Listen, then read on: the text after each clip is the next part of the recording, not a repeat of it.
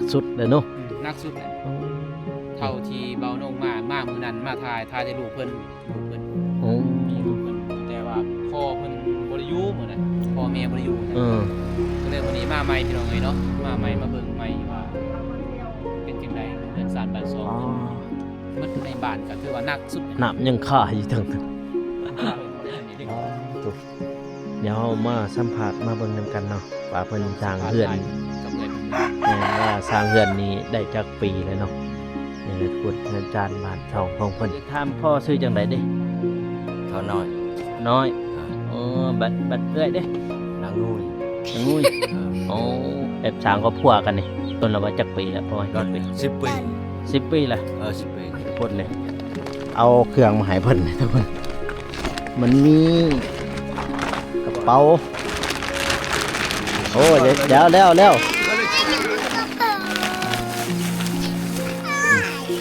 บ่อะไรอยู่บ่มันเป็นเครื่องมือสองเนี่ยมันมีมือ1มือ2เนี่ย FC เขาฝากมาให้จากเบาแม็กนะทุกคนนะเอาปลากระป๋องจากผ้าจานมันเนาะมาให้ซีปองเด้อให้ซีปองแบ่งกันกินกับลูกกับร้านนี่กับลูกคนจะลูกคนทุกคนนี่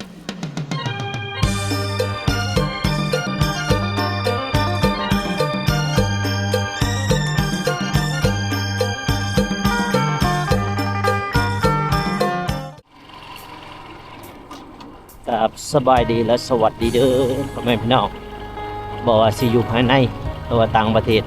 เป็นยินดีต้อนรับเข้าสู่ช่องเบาโกสนุกสปปลาวนะทุกคนเนาะตอนนี้เบาโกกำลังเดินทางไปหมู่บ้านแห่งหนึ่งนะทุกคนเนาะเขตชนบทลาวนี่แหละเส้นทางภาพหรือว่าภาพบรรยากาศยามแรงๆนะทุกคนเนาะถ่ายพี่น้องได้เบิ่งเนาะตอนนี้เบาโกกำลังเดินทางนะทุกคนเพื่อเอาเสื้อผ้าที่ว่า FC ลุงแม็กเพิ่นฝากมาให้เนาะทุกคนเนาะเกี่ยมไปแจกให้ชาวบ้านเนาะทุกคนเนาะชาวบ้านทางชนบทแล้วก็ FC ลุงแม็กเนาะที่ฝากมาให้ลุงแม็กก็แจกมาให้เบ้าโกเนาะทุกคนเนาะขอบคุณหรือว่าขอบใจหลายๆเนาะที่ฝากเสื้อผ้ามาให้เบาโกเนาะเบาโกก็ที่นำไปแจกให้ชาวบ้านหรือว่าพี่น้องชนบทเนาะทุกคนเนาะแจกให้เขาเจ้าที่ว่าที่ผู้บ่เคยมีเนาะก็จะได้รับโอกาสจากเบาโกอีกครั้งหนึ่งนะทุกคนเนาะไปแจกให้เขาเจ้าเส้นทางก็ดีเนาะทางลาวใต้เฮานี่มีบางบอนที่ว่าดีแล้วก็มีบางบอนที่ว่าบ่ดีเนาะทุกคนเนาะเพราะว่าแต่ละหมู่บ้านมันจะต่างกันเนาะทุกคนเส้นทางมันจะต่างกันบางบอนก็ดีบางบอนก็บ่ดีเนาะเดี๋ยวเฮาไปชมบรรยากาศพร้อมๆกันเลยเนาะทุกคนเนาะนี่ที่ว่าบอกโกทายนี่ตะกี้เนาะเสื้อก้อนนั่นเส้นทางนี้ปานภูทะเบิกเมือง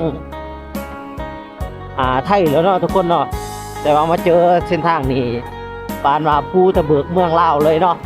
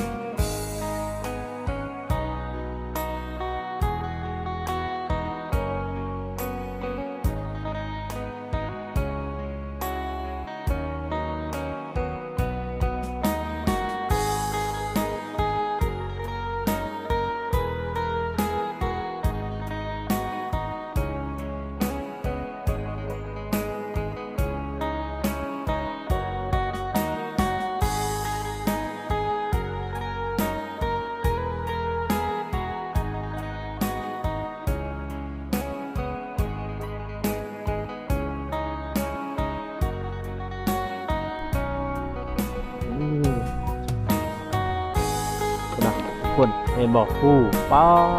ทุกแต่ว่าทางนี้เขาจูดบนทุกคนเนาะที่เขาทางแบบนั้นเป็นสวนเขาเจ้าเด้อทุกคนเนาะเห็นบอกสวนเขาเจ้าเบิดเนาะเบื้องนั้นเห็นเป็นแปลนมันเป็นว่าสวนเขาเจ้าเด้อเขาเจ้าทางโอ้โหนี่แหละภาพบรรยากาศเมืองลาวนะทุกคนเนาะถ่ายให้พี่น้องได้เบิ่งนี่เดินทางมอไซค์ทุกคนเอ้ยถ่ายบรรยากาศเส้นทางคอนกรีตอย่างดี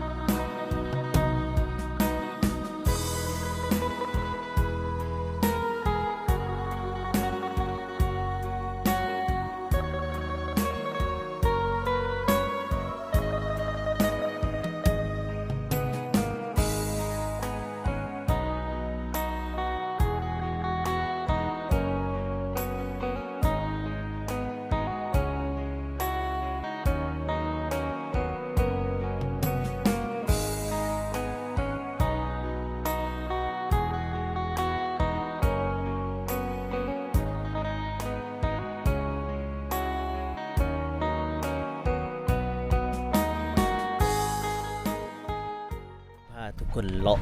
ย่างๆทางบ้านเขาเจ้าเนาะทุกคนนะบ้าน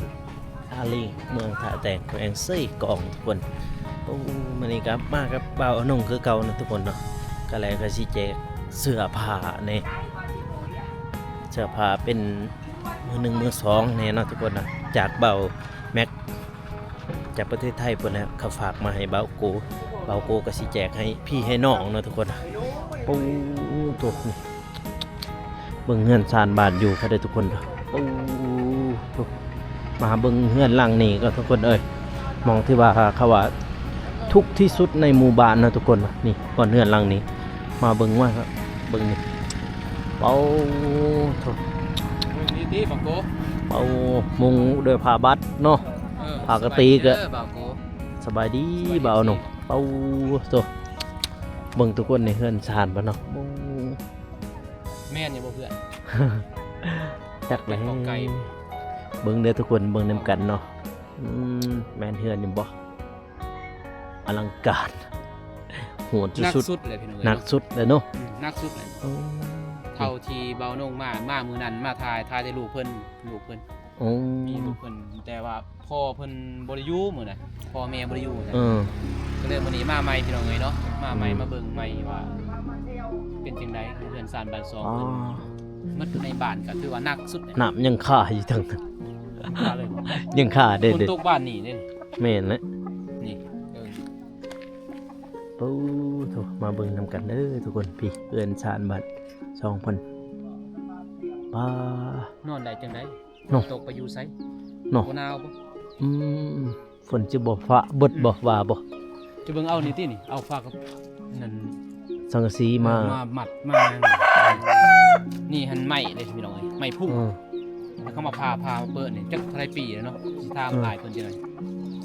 ตอนนี้ยังถามเมียเรามาเนาะ อืม หาเมียเพิ่นก่อนมาสัมภาษณ์ว่าเป็นจังได๋เพิ่นทุกข์ยากลำบากเพิ่น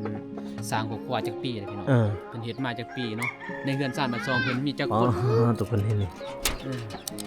โดกบัดเลย อืม ก้อยก็ล่มเด้ โอ้โหแขวกันก่อลบมาจักว้า นี่แหละ มา อยา เบิ่ง กส่งให้ทางบ่เฮ็ดของเพิ่นเบิ่งเพิ่นจะว่าฟังเพิ่นก่อนว่าเป็นจังได๋นะ อืม อยากให้เพิ่นช่วยเหลือเพิ่นว่าเล่า ตาม ไปคือว่าสุดๆนั่น ตามที่เห็นมาเนาะตาม เฮา ที่ ไปเที่ยวพุ่นเนาะไปตอนนั้นเฮาไปกับเบาเตียงทองยังบ่ได้สำนี้ แมน สำนี้ ทำทางเฮาไปทางเซกองพุ่น แม่นเสียกองยังบ่ได้สำนี้พี่ อ๋ น้ อ อง ถูก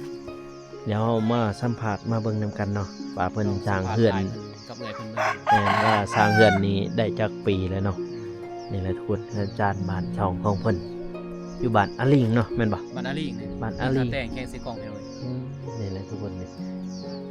ตอนนี้ยังทา ฝากเป็นกำลังใจให้เราเด้อเนาะ แม่ ทีมงานเฮาพี่น้องเอ้ย2คนนี่แหละมาสนอกสแลกแท้นี่ สล็อกสแลกมาเบิ่ง เอออยากมาหานี่แหละเพิ่นว่าความทุกข์ยากลำบากเพิ่นให้เฮาสิซอยได้เฮาก็ซอย แม่น เฮา ซ้ ซ้ำเฮามีเพิ่นว่าซอยได้ซ้ำมีพี่น้องเอ้ยเนาะมาแจก โด เครื่อย งกับเครื่องของบ่แม็กบ่ แมนบาวแม็กแล้วก็พระอาจารย์เพิ่นฝาก พระอาจารย์เพิ่นฝากมาให้พี่ พ น้ ระ อง อาจารย์เพิ่นฝากเป็นเครื่องอุปโภคเนาะ เป็น บริโภค เป็นปลากระป๋องแล้วก็มาม่านะทุกคนเนาะ แจกให้แล้วอยู่บ้านทงไว้เนาะ แมนแจกให้อยู่บ้านทองไม้ให้เอื้อยเพิ่นให้แม่เพิ่น ก่อนหนึง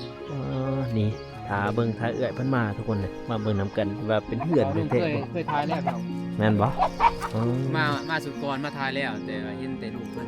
แต่ว่าวิวบ่มีเนาะพี่น้องเอ้ย อืม บ่าวนุ่มย้อนยังว่าบ่าวนุ่มไปถ่ายคลิปช่วยเหลือคนก็ว่าย้อน อืม วิวเนาะ วิวบ่ดีเนาะ เพราะว่าเฮาเฮ็ด YouTube เฮาก็จะได้วิว แม่นเด้ เฮาถ้าบ่มีวิวเฮาก็บ่มีรายได้ แม่น เฮาหาเงินมันรายได้ของวิวแม่นบ่ แม่นแม่น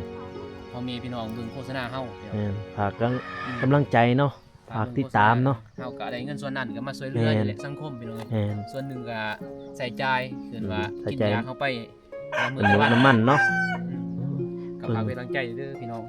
เบิ่งนำกันนะทุกคนนี่เปานุ่งว่าแมนบ่เหือนนี่โอ้ เอาอย่างอื่นเนาะคันว่าแบบบ่ถูกเนาะ แม่นนี่ ก็ว่า อ่า บ่ สอง แม่น คน เฮือนพี่น้องเอ้ย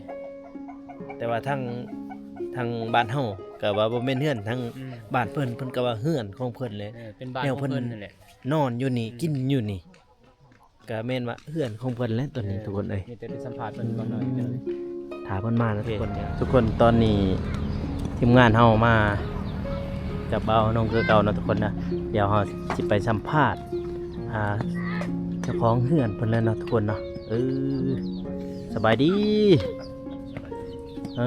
ใช้อยู่นี่บ่เฮือน ไปเข้าในเบิ่งเฮาอยากเบิ่งเออ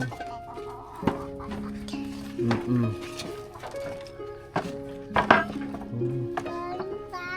เอาทุกคนแม่นเบิดบ่ลูกนี่อ๋อตัวนั่งใช้ก็ได้นั่งเลย มันไม่สัตว์มันไม่สัตว์ นี่อยู่ใกล้ๆกันก็ได้นี่มาอยู่เบิ่งนี่ก็ได้นี่มาอยู่ตัวอ๋อทางนั้นแม่นเบิดบ่ลูกนี่ ไม่ โอ้ ลูกกบบ่แม่ ลูกผู้ได้ลูกกกบ่นี่ ไปจะไปไหนมันไปเล่น โอ้สบายดีเด้ออานบเด้สบายดีเบิดทุ ลอย ก ได้ คน ทุกบุญเหงา อันนี้ลูกอยากถามพ่อซื้อจังไดเด้ เท่าน้อย น้อย เออ บัดเอื้อยเด้ นางงุย นางงุย เออ อ๋อแบบอันนี้เอากันนี่มาโดนแล้วบ่แบบสร้างครอบครัวกันนี่โดนแล้วว่าจักปีแล้วประมาณ ด จั อน กปี 10 ปี 10 ปีละ 10 ปี อ๋อเอาผู้ใดเกิดก่อนลูกจ้ะ มาทุ่งเป็นอ้าย เป็นอ้ายไปลิ้นประมาณจักปีแหละ 10 ปี 10 ปีอ๋อนี่ผู้ใดหลังผู้ที่2นะผู้ใด นี่ คนนี้ เออ ซื้อจังหั่น เทพ เทพแล้วผู้ใดอีกมานี่ ทอง นี่บ่ เออ อ๋อแล้วก็ผู้นี้บ่ กุไล ฮะ กุ กู ไล แล้วซื้อกูแล้วโอ้ ไปแต้มคนนี้นี่ผู้ละเนาะ นี่กุไล ผู้หญิงผู้เดียวเนาะ เออ โอ้บ่นี่เป็นเฮือนเลยบ่นี่นี่ เป็นที่กันนะ อ๋อแบบดินดอนตอนหยาดเด้ก็มีอยู่บ่ บ่มีแต่ตัวไอ้บ่าวนึง อ๋อ มีแต่บ่เดียว บ่ห้วยพุ่น บ่หัวอันขึ้นคอยนั่นนี่ อ๋อบัดเมียนี่จักปีละเมียจ้ะจักบ่ ประมาณ30 30 30 อ๋อบัดเจ้าเด้ประมาณจักปี 35สำนั้น 35อ๋อเหือนเพิ่นทุกคนเอ้ยบัดฝนเด้ฟ้าอยู่บ่พาอยู่บ่ห้วยอยู่บ่ พระมด อ๋อเอาเบิดหัวเบิด เออ นี่ทุกคนเฮือนซานนี่เฮือนซานบ้านทองเพิ่นทุกคนเอ้ยเขาน้ำตามปลาได้ก็กินกลุ่มอยู่บ่แต่ละปี บ่กุม บ่กลุ่มบ่ ได้แต่สิไปสอบประธาน สิไปสอบ อืม สิไปสอบบ่กุมนี่ก็หมดเลย หน้าได้เฮ็ดอยู่บ่ บ่มีดิน บ่มีดิน บ่มี อ๋อหน้าก็บ่ได้เฮ็ด เฮ็ดแต่ให้ เด้อ ให้ก็ปีหนึงอยู่10ชอบ เออ อ๋อนี่ทุกค บ่ น งามซับ บัดน้ำในเดี๋ยวก็กินหมองนี้เลยบ่ตักหมองนี้เลยบ่ น้ำในน้ำมันคงจะแบบน้ำประปา น้ำประปา เด้อ บัดเสียจังได๋บัดนี้ค่าน้ำประปาแต่ละเดือนเสียให้เขาบ่หรือว่าบ่ได้เสีย เสีย ประมาณจักพัน 20,000 10ปลาย อ๋อ2,000ไป ติดหนี่เขาอีก ก็มีเงินติดหนี้เนาะ เออ มันไฟเด้ใส่ไฟอันนี้บ่ บ่มี โอ้ บ่มี ใส่ เงินจะเอาลง ใส่ไฟเก็บแสงเอาอันนี้นี่ บ่แม่นตั้ง บ่แม่นบ่ ดอกซื้อๆหั่น อ๋อ ตายแล้วตัวลูกค่อยซื้อตอนนั้นน่ะ อ๋อ ตายบ่ได้ใช้มีแต่อยู่ แล้วก็ตายยัง อยู่มืดนั่นนี่แหละดังไฟ นี่ก็บ่อนเฮ็ดกินเนาะบ่อนนี้เนาะ อ่า ว่าทุกคนเบิ่งปองก็นอนอยู่นี่เลยบ่ อยู่นี่แหละ เออนอนอยู่หมองนี้ป้าลูกเพิ่นกินข้าวแต่เพิ่นเอ้ยนี่เลยทุกคน นี่เลยถูกเปิดใจ พิธีคนชนเผ่าเนาะเปิ้นก็ทุกอีหลีเดี๋ยวตามที่เบาโกเห็นมาเนี่ยปึ้ทุกปีหนึงก็10สอบบ่ เด้อ โอ้10สอบ ก็เคยไปหำจ้างทางอื่นอยู่บ่ไปหำจ้างอีหยัง เลยแต่รับจ้างเขาให้อันขึ้นว่า2-3 มื้อทางหนึงหรือกุหนึงเขา เข้า เด้อ อ๋อแบบไปรับจ้างเอาเขาเอาบ่ เออ เออ เอาเขากินขึ้นบ่บ่ได้กินข้าว นี่น้องเฮือนเนาะทุกคน ก็บ่มีไม้ตอกอีหยังบ่ไปหาแถวนี้ไปหาแอบ บ่มีมันจะซื้อแล้วล่ะใส่ซื้อ อืม เขาบ่มีเงินซื้อไปสั่งก็ซื้อหมดนำมาปลูกมีเจ้าของ เฮือนนี่ก็เฮ็ดดนแล้วเนาะ ดอนแล้ว7 ปี 7 ปี เออ1 2 3น้อยมอนี่ น้อยผู้นี้บ่ เหือน อ๋อบัดพอคนบัดใดคนอยู่กับนี่เลยบ่ อยู่นี่เลย อ๋อบัดเมียเด้ มันโทน บันโทน เออ บันโทนทางไหนบัดเนี่ย ทางนี้ทางสิเก่า อ๋อ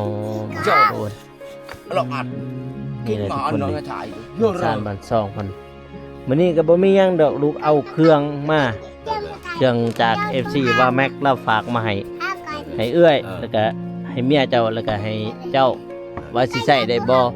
ป้าพุงหญ้ามึงคักแน่ทุกคน ไฟก็บ่มีบ่ บ่มี ปัดกลางคืนนี่เฮ็ดจังได๋ยังเอา ดัง โคม ไฟใส่โคมเท่านั้น โอ้ สาก เอาโคมเอา เออ สากน้ำข้าวเอาบัตรโทรศัพท์อีหยังก็บ่ได้ใช้บ่ บ่มีทั้งบ่ได้ใส่บ่มีเงินสิซื้อ ตั้งบ่มีเลย เออ เออ บ่เข้าใจว่าบ่เลยเยอะ ลูกหลายเนาะ มีแต่ทำกันเบิดไอ อายุซ้ำกันเบิดและเลี้ยงกันเบิดทุกคนเลย บ่ละเยอะนี่เงาว่าเรา เขาก็เฮียนอยู่บ่ เฮียนเนี่ยผู้สองคนสามคน ผู้กกได้เฮียนอยู่บ่ เฮียนจบป .5 เพิ่นเอาบ่มีเงินบ่มีทุนแล้ว อ๋อ เข้าอันซื้อรถรางไปเฮียนเพิ่นเอาอยู่สิกองนี่นะแต่ง อืม เพิ่นบ่มีอยู่ อืม ซื้อ จบปหา บ่ละอยู่บ่ อย่าตีกันอย่าตีกันนี่แหละทุกคนนี่เพิ่นเฮียนฮอดแต่ปหาแล้วก็ออก อ๋อ โอ้แล้วผู้นี้ยังเฮียน2คนนี่ ยัง ปใดแหละนะ ป .2 คนหนึง บ่ได้ทางล่างในบ่ได้เฮียนบ่ บ่เพิ่นบ่ได้เฮียนเนาะเป็นตุ่มเหมือน อ๋อ ประหยัดเท่านั้นเขาไปเฮียนยันติดให้ผู้อื่น โอ้พญาติผิวนั่ง เออ เขาบ่ให้เฮียน แล้วบ่มีเงินจะซื้อยา คนนี่บางทีผมได้ไปแตบเนี่ย บ่ละ ไปแตบเหมือนอ้ายว่าไปแตบหนองไหม จัง คนน่ะ ไปแตบกันเองทุกคนนี่ปู้เพื่อนศาสตร์บาท2,000นี่ไอ้ทางหลังนี่ยังหลายนี่มื้อนี้ก็ไปซื้อโก้เด้อจื้อบ่ซื้อโก้มื้อหน้าจะมาอีกนี่ก็มาแจกเครื่องนี่แหละในมื้อก่อนก็ว่าสิมาอยู่ แต่ว่ามันคาเวียนะมีแต่ทีมงานคอยมา เด้อ มื้อนี้ก็เอาเครื่องเป็น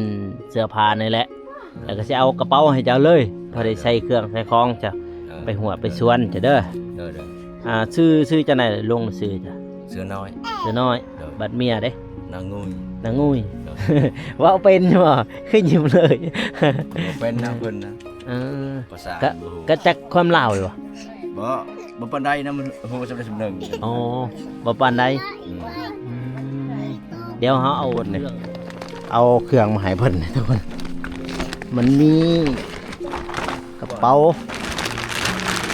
โอ้เดี๋ยวแล้ว ก็เลยแตก อย่ายัดกันนี่เอาออกว่ะจะเอาออกบ่ ก็เลย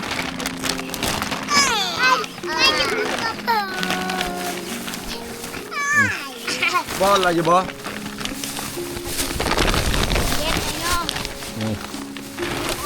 มันเป็นเครื่องมือสองมือหนึ่งมือสองเนี่ยมันมีมือหนึ่งมือสองเนี่ย FC เขาฝากมาให้จาก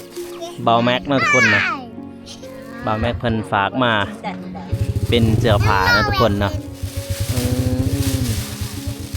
อย่าตีกันเดี๋ยวดี เล่าอะไรบ่เลยแตก นี่แหละทุกคนเป็นนี่กระเป๋าให้เจ้าเลยเด้อกระเป๋านี่เอาไปใส่เครื่องมันเป็นถ้าว่าเครื่องนี่ถ้าจะว่าจะใส่บ่ได้ก็ให้พี่น้องเจ้า มันจะมีอยู่ดอก2คนมันจะใส่ได้อยู่ดอกแบบเป็นเครื่องเสื้อผ้านี่แหละพรมนี่มีบ่พรม บ่มี โอ้ เก่าบ่มี จักพื้นผม เพิ่นเดียว เพิ่นเดียว อืมจิกหมด บ่อนนี่ไผนอนบ่อนนี่ลูกจะบ่ มาผู้อ้ายวะ ผู้อ้ายใช่ผู้อ้ายมาแล้วบ่หรือยัง บ่เห็นนะ บ่เห็น ไปล่น อ๋อบ่อนนี่แม่นะช่องพ่อแม่จะนอนลูกนี่ บ่อะไรบ่นักหาจับบ่อะไรจิโลบ่ คนที่เฮือนซานบัด2,000ทุกคนเอ้ย ดอกอะไรใครง่ายบ่เลยสิเล่นเนาะบ่ เอาปลากระป๋องจากผ้าจานมันเนาะมาให้สีปองเด้อให้สีปองแบ่งกันกินกับลูกกับหลานนี่กับลูกคนมีแต่ลูกคนทุกคนนี่โอ้ตัวจากปลากระป๋องนี่จากผ้าจานนะทุกคนเนาะผ้าจานเพิ่นฝากมาให้แล้วก็เครื่องเป็นจาก FC ลุงแม็กเนาะนี่เรือนซานบ้านซองเพิ่นเนาะทุกคนเห็นโอ้เป็นปองยามแรงเบิ่งยามพ้นนี่พระอยู่บ่หัวอยู่บ่ หัว โอ้ตัวสีหนักเลยเนาะ อ่า เบิ่งป้าทุกคนนี่นี่แหละทุกคนก็เอาปลากระป๋องกับอันนี้มาให้เพิ่นเนาะเป็นเครื่องนี่เลือกเอาเบิ่งว่าสิใส่ได้บ่เด้อกับเมียนี่ถ้าว่าใส่บ่ได้ก็ให้ลูกถ้าว่าลูกใส่บ่ได้ก็ให้หลานหรือว่าพี่น้องนี่ป้าหมุกมันทุกคนเอ้ยผมก็ญาติกันเลยเนาะ ญาตินะกับคนนี้ดึงคนนั้นดึง พี่น้องนี่ก็มีอยู่บ่ บ่มีคือกัน บ่มี บ่มี มันกัดเอาวันระวังได้ รอบ นี่บอลกินมาทุกคนเลยบัดเขาน้ำตามป่าเด้มีหมกเขาใส่เขาจ้ะ บ่มีหมดแล้ว เมื่อไหร่ หมดแล้วเข้า10สอบไป 10สอบ แต่เดือนสามนับแต่เดือน10 เดือน10 เอากินฮอดเดือน2 นี่ทุกคนบอลขี้ไฟเพิ่นเนาะทุกคนเนาะบอลเพิ่นเฮ็ดกินเฮ็ดเฮ็ดอยากแบบนี้นะทุกคนปูหัวเบิดเนาะบ่ได้แปลงจักปีเลยประมาณจักปีเฮือนนี่เฮือนจัง 8 ปี 8ปี จำนั้น นี่ทุกคนหัวหมดเลย ตามที่บอกโกเห็นมาเนี่ยเพิ่นนี่จนที่สุดสุดๆมานี่ก็มาเจ้าบ่นี่ ข้าวของเขา นอนอยู่เทิงเลยเนาะโอ้ทางนั้นซองอะไรทางนั้นซองเมืองเหรอทุกคนเด้ยก็สิบ่มีหยังหลายเด้อ เด้อ สิฝากมาให้ฝากให้กำลังใจตามที่เฮามีแหละเฮามาให้เจ้าคือเฮามีจักสิคือ FC เพิ่นสนับสนุนเฮาก็มาซอยเรือแบบคนทุกอย่างนะจะซอยเรือมีอีกบานนาเฮาก็จะมาซอยเรือเรื่อยๆไปแหละถ้ามี FC เพิ่นฝากมาให้ทุกคนเนาะผู้ใดเห็นคลิปนี้ก็อย่าลืมฝากกดไลค์กดติดตามนะทุกคนนะเพื่อเป็นกำลังใจให้เบาโกถ้าว่ามีเครื่องมือ1มือ2ฝากมาได้เนาะทั้งโกเนาะฝากมาให้เบาโกได้เดี๋ยวเบาโกมาแจกให้พี่น้องทั้งชนบทเนาะเบิ่งเฮือนซ่านบ้านซองเพิ่นเด้อทุกคนนะก็บ่มีหยังเด้อขอบใจเด้อนี่ทุกคนเห็นบ่เฮือนซ่านบ้านซองถ่ายอีกครั้งเนาะถูกเบิ่งเด้อทุกคนเด้อเบิ่งนำกันเนาะเป็นเฮือนแท้ๆบ่ทุกคนคิดเอาเด้อแต่ว่าเพิ่นมาตัวเองนอนอยู่นี่เลยเนาะมองนี้เดือนนี้เบิ่งตามบอลอยู่บอลกินเพิ่นทุกคนเอ้ยถ้า FC มีน้ำจิตน้ำใจก็สามารถสนับสนุนได้นะทุกคนเนาะช่วยเหลือแบ่งปันน้ำใจนะทุกคนเนาะเป็นผ้าห่มหรือว่าเสื้อผ้ามือ1มือ2ก็สามารถติดต่อหรือว่าพากทางเบาโกได้นะทุกคนเนาะทุกคนสำหรับคลิปนี้ก็บ่มีหยังหลายเนาะก็อย่าลืมฝากกดไลค์กดติดตามเพื่อเป็นกำลังใจให้เบาโกชนบทสปปลาวสำหรับคลิปนี้ขอกล่าวคำว่าสบายดีแล้วเจอกัน EP หน้านะทุกคนเนาะ